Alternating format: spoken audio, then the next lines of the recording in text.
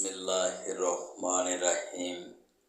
Honorable viewers, Assalamu alaikum.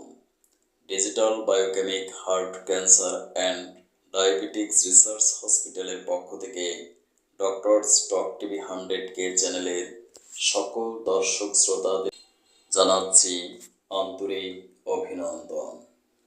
আজকের সংবাদ শিরোনাম পাঠ করছি আমি ডাক্তার কাজী দিলওয়ার হোসেন। অনুষ্ঠানটি একযোগে টিকটক, ইনস্টাগ্রাম, ফেসবুক ও ইউটিউব চ্যানেল থেকে সম্প্রচার করা হচ্ছে। তিস্তার পানি বন্টন নিয়ে ভারতের সঙ্গে আলোচনা করবে অন্তর্বর্তীকালীন সরকার। পিটিআইকে দেওয়া এক সাক্ষাৎকারে জানিয়েছেন ডক্টর মোহাম্মদ ইউনূস। নতুন ষড়যন্ত্রকে মোকাবেলা করে রাষ্ট্র সংস্কারে ঐক্যবদ্ধভাবে কাজ করবে বিএনপি, বলেছেন বিএনপি নেতা আমির খসরু মাহমুদ চৌধুরী।